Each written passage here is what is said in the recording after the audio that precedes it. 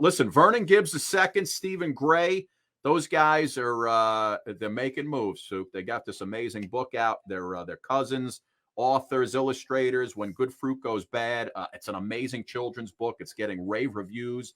Take a look at this, and we'll bring the guys in on the other side. Here you go.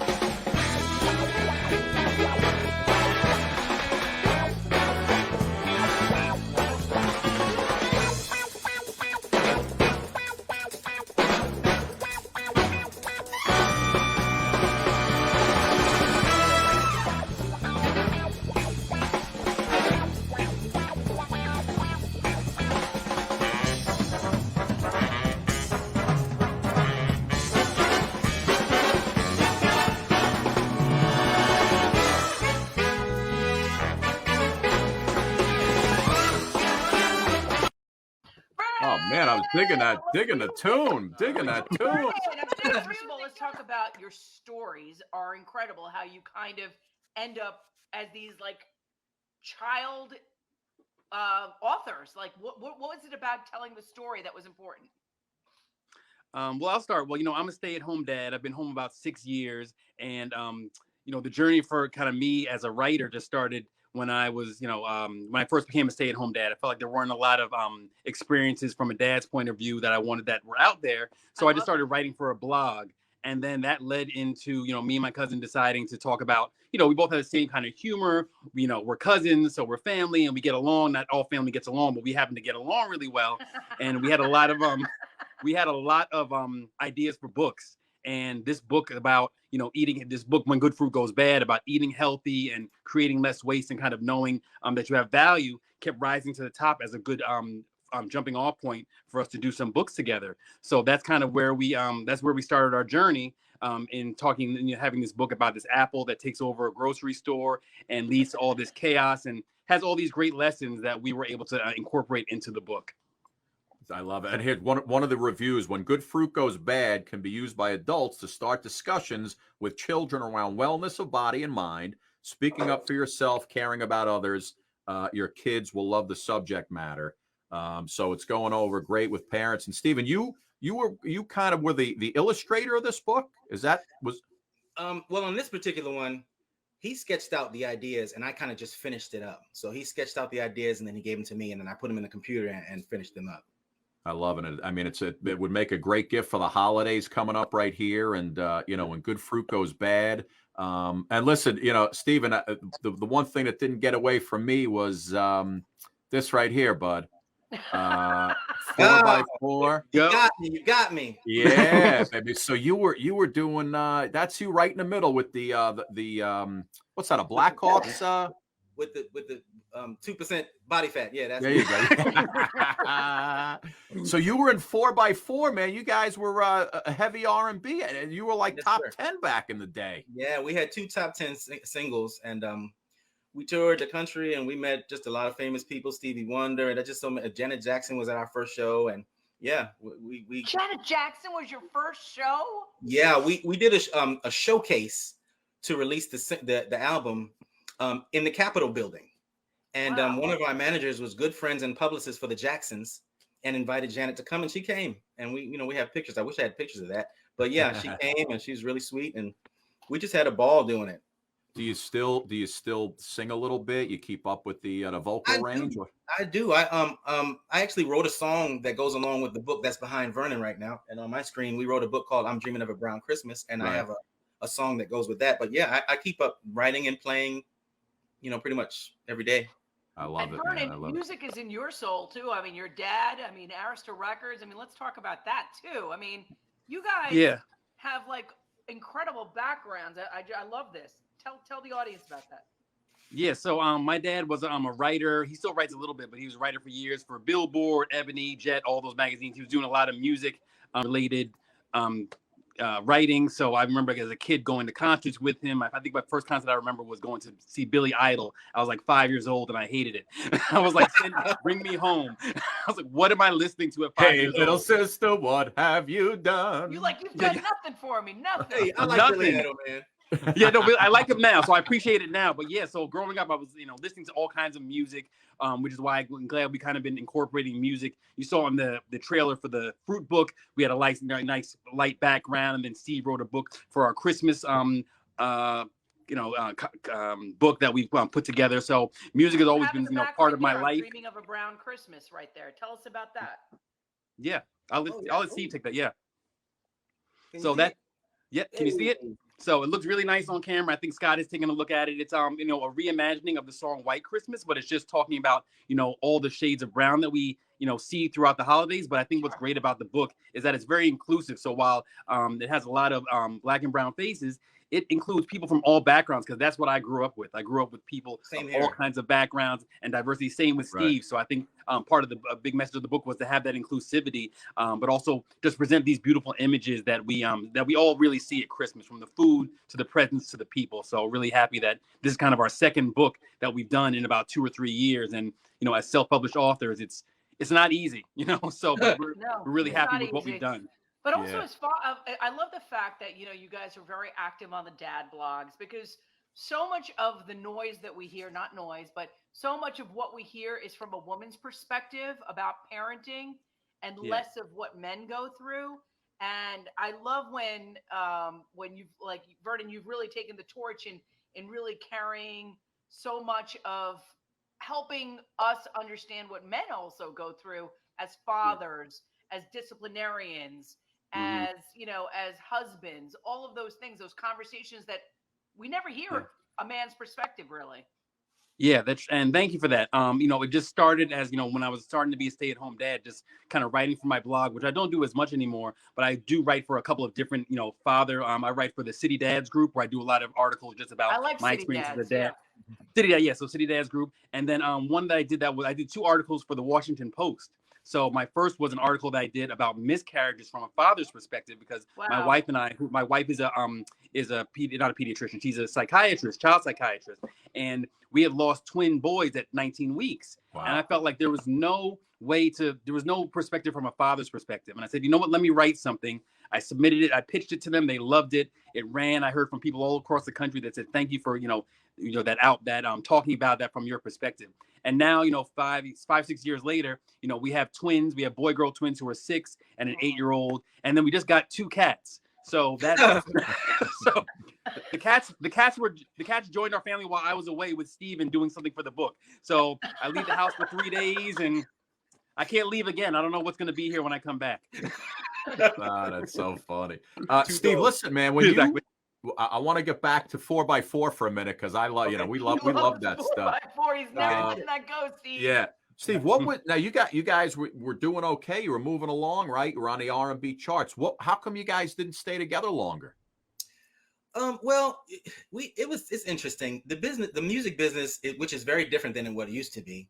Back then, there were a lot of things going on behind the scenes that we weren't aware of. We were just 17, 18 years old, glad to have a record deal, glad to be out there singing and dancing, and didn't know much about the business side of things. But come to find out that some of the people that were involved with our record deal were not on the right side of the law. So it wound up catching up to them. And of course, it affected us. So, we tried to keep it going. But at that point, our record had gotten to be kind of old on the radio, and we were getting older. And so I wound up starting to write jingles. I wrote a bunch of television jingles back when they used to do jingles. Wow. Now Jill Scott does jingles, like Jill Scott's jingles. I love that. Alicia Keys. Yeah. Oh, yeah.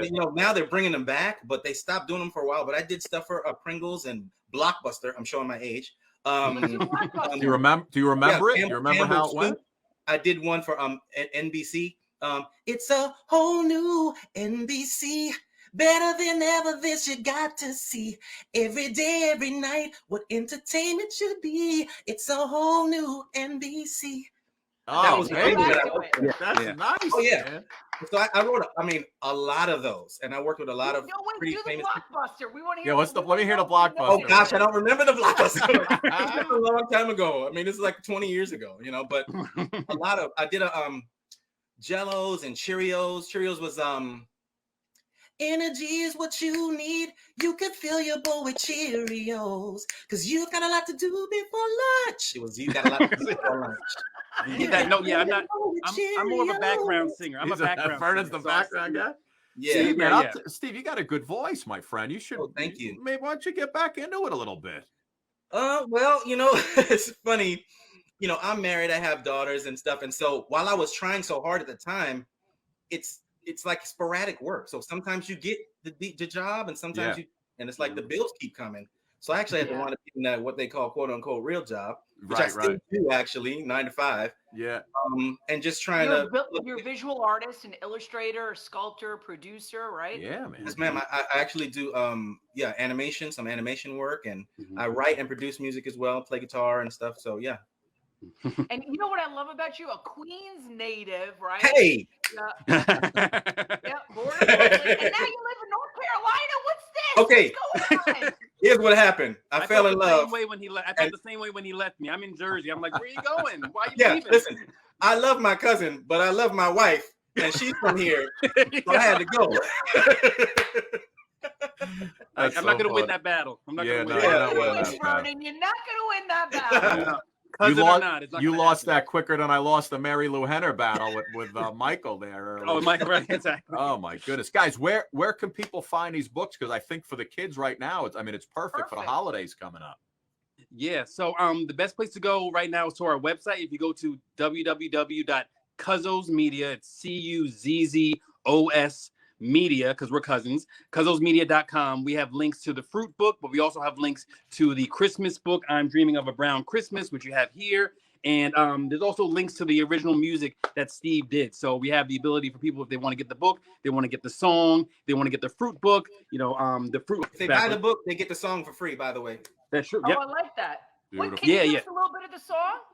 Sure, it's I'm dreaming of a brown Christmas, ooh, with every lit brownstone window, in their cozy spaces, brown smiling faces, glad to come home out of the snow. Whoa, I'm dreaming of a brown Christmas. And this is the part he was talking about. Man. Loved ones of all shades come around. Blessed, safe, and sound. In my dreams, Christmas is white and brown. Encore. Suk, I think we need to manage Steve's career. We got to get him going. Connect Steve with Michael. Wow, there you go. See, damn, it's Steve, all you got together. That's a good voice, my friend. Thank you Really so good, much. really good. Guys, listen, it's a pleasure to have you on. Let me throw the this book up again. It's Cuzzos.com. when good fruit Cuzzos goes Media. bad. Cuzzos Media. Yep, Cuzzosmedia.com. Cuzzosmedia.com. I think that's it right here. Cuzzosmedia.com. Hey, yes, And there you go. Look at that. Technology. there you go. I love it. You go get these books, so your kids will love it. It's great for the holidays. And listen, guys, continued I success. know, Vernon. You don't Absolute do any pleasure. architecture anymore. You don't do any. It's funny because I have all that art Columbia skill, and grad, it went into this. This is where my art is now. This is like I figured. I've been into comics. I've been into all that stuff growing up. I do a little sculpting and stuff, and I found that this is the best way to kind of channel my artistic talent. I was like, you know what? I'm around kids. I know what they're interested in. I've seen a lot of kids' books. I hadn't seen anything that really focused on health and self-worth and that kind of thing, and wellness. And I figured it was a great there's a great opportunity to do that. So I'm so glad that we have 2 books under our belt.